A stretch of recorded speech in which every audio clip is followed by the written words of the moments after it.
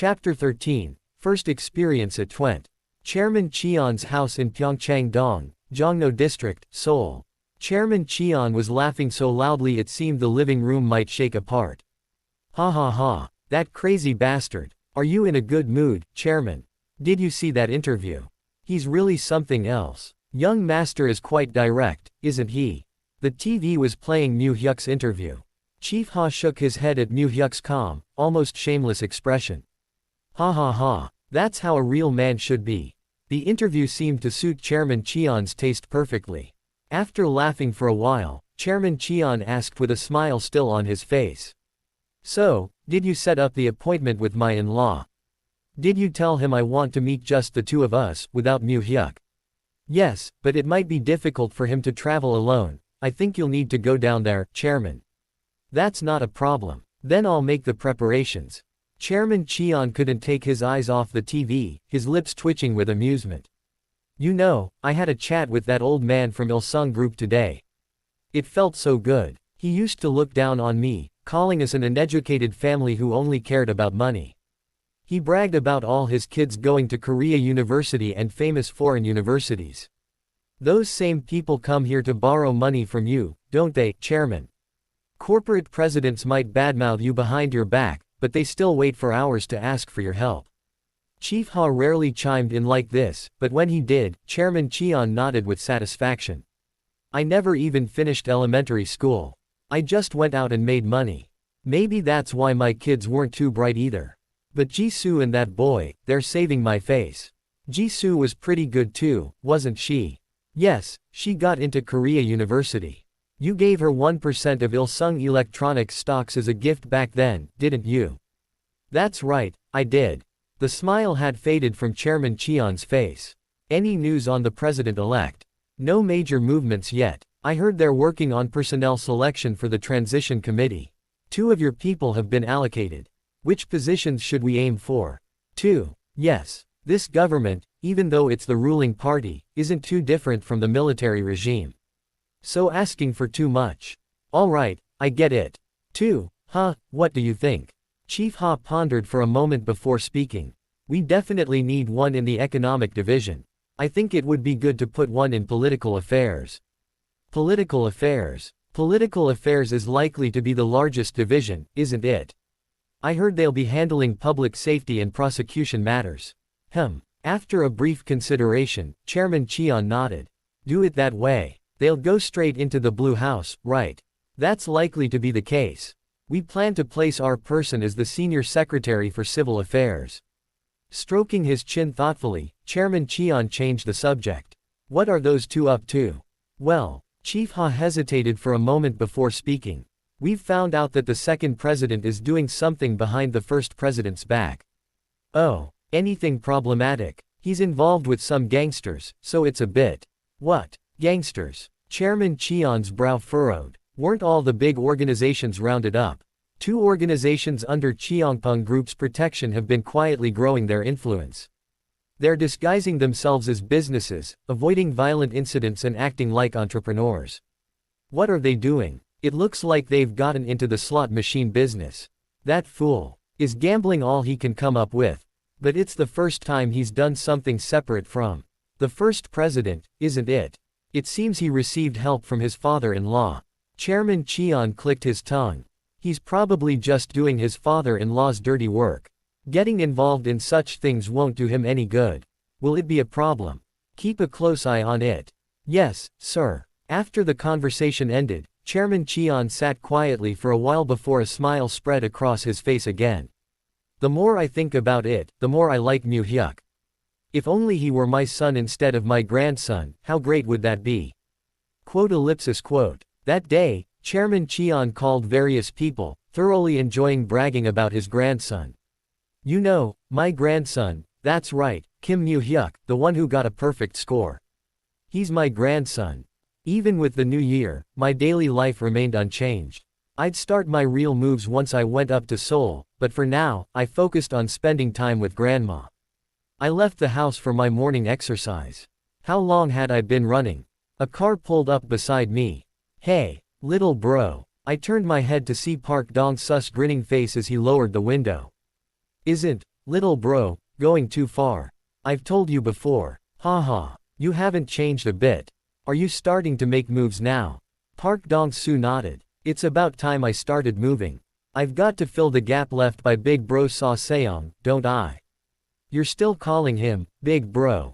You know better than anyone how he got caught. If it's about gangster loyalty or something, I've got nothing to say. Hey, you crazy bastard. Are you calling a gangster to his face? Yeah, that's how this world works. Image is important, you know. Still, we've got to support our big bro Saw Seong while he's in there for life, right boys? That's right, boss. You've got to be kidding me. Well, do what you want. But once the administration changes, you won't be able to openly use violence like before. Not unless you have the government's protection. I guess so, huh? Yeah. So, little bro, I hear you're quite the student. Good at fighting and studying. Man, I'm jealous. I lightly brushed off his nonsense. I'm only telling you this because of our chance meeting at the hospital, but things will be very different from before. If I can offer some advice, focus on legal businesses. You'll need to use violence sometimes, but try to walk the line between legal and illegal as much as possible. Bending the law isn't the same as breaking it. Park Dong-soo furrowed his brow. I don't know, I'm not smart enough for that kind of thing. Haha, you don't need to do it yourself. Hire someone smart, a lawyer or whatever. Set up a legal company, and then behind the scenes, well, you're the expert, so I don't need to spell it out, right? Start by taking over Busan. If you do that, I'll help you expand to Seoul later. You know, mutual benefits. Hey, little bro, what's your real deal? Later, for now, focus on taking over Busan. I'll come find you when the time's right. See you around, uncle. Ha ha ha, I'll look forward to it. Let's go, boys. I watched the car drive away. Once the car was out of sight, I started running again. He should do well, right? I'm not sure if he can handle the Cheongpung Group's cleaners on his own, but if I create my own hidden blade, it should be helpful. The winter wind quickly dried the sweat I'd shed. Myung-soo and Hyeon Seong were waiting at the end point of my workout. Hey, why are you so late? Sorry, I ran into someone I know and talked for a bit. Who? Just someone. What? Is it this? Myung-soo wiggled his pinky finger. I grabbed that pinky and twisted it slightly. Ow, ow, you bastard, that hurts. Stop it. I'm sorry, I won't do it again. Myung-soo glared at me, clutching his finger in pain. Rotten punk. But why did you want to meet here? What's the plan? We're adults now, right? 20 years old. Let's go drink at my dad's place. I narrowed my eyes at the grinning Myung-soo. Already hooked, huh? Hey, we've been studying non-stop for 3 years, right? And we're going to study like crazy in college too. We should enjoy ourselves while we can, don't you think, Hyeon Seong? Though he didn't answer, Hyeon Seong also seemed a bit excited. Sigh, alright, let's go. I already told my dad. I was going to book a room, but I just reserved a table instead. We should do this right for our first night out. Sigh, you immature guys. Hey, look at Mr. Goody Two-Shoes Kim Moo-hyuk. Anyone would think you go out all the time. Come on, let's go. Myung-soo took the lead, with Hyeon Seong following behind. I couldn't help but laugh seeing Hyeon Seong, who usually only argued with Myung-soo, now docilely following him. As I stood still, watching them, Myung-soo turned his head and shouted. Hey, Moo-hyuk, if you don't hurry up, we're leaving without you. Yeah, I'm coming. Eventually, we arrived at Arabian Night in Nampo-dong. It was the nightclub where Myung-soo's father was the manager. What? Myung-soo. The person managing entry at the entrance recognized Myung-soo. Hey bro, I'm going in. Are you already old enough to come to places like this? Yeah, I told dad. We're going in, okay.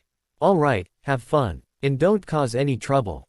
After greeting the bouncer, we went down to the basement. As we descended, the loud music made my ears throb. Come to think of it, I've never been to a nightclub before in this life. Just then, a waiter with a name tag that read, Seong Ryong, approached Myung-soo. Oh, Myung-soo. Hee, bro, get us a good spot. Oh yeah let's go. It's Myung-soo's first time, so we've got to hook him up good. You guys follow too. We followed Seong Ryong's lead inside. The music and bright lights. On the stage, men and women were dancing together. Now I can finally get up there and dance too.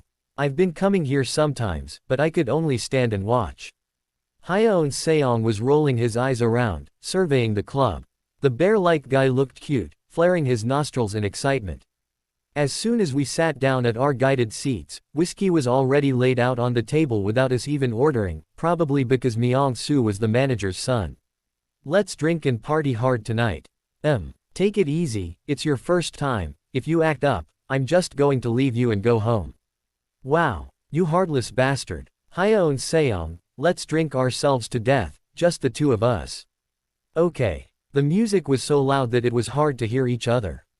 So our voices kept getting louder. The excited Myung-soo poured whiskey and handed out glasses. Then he suddenly raised his glass and shouted, "Our friendship is eternal." Shit, this is so embarrassing.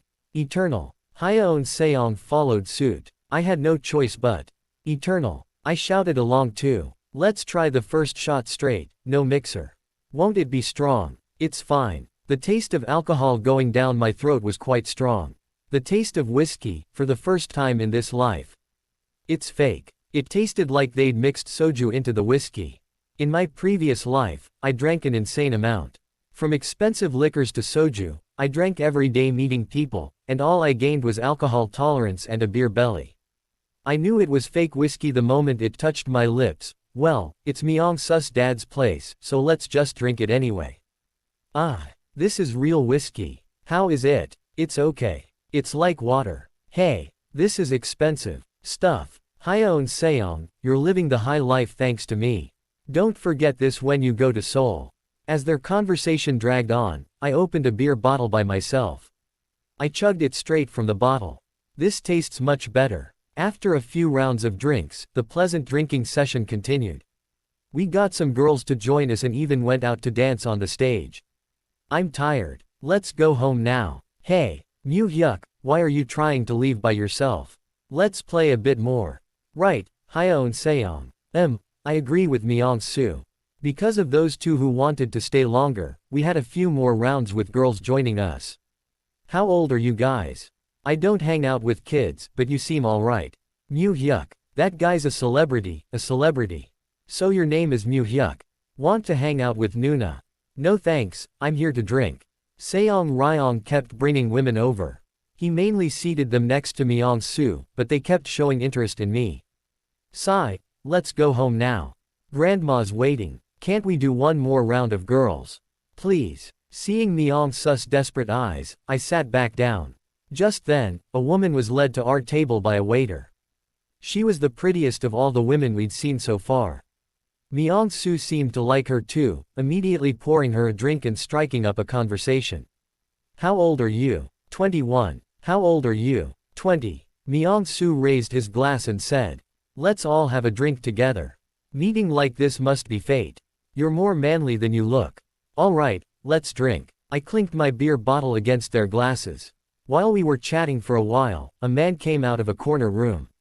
After looking around for a moment, the man approached our table. Hey, what's going on here?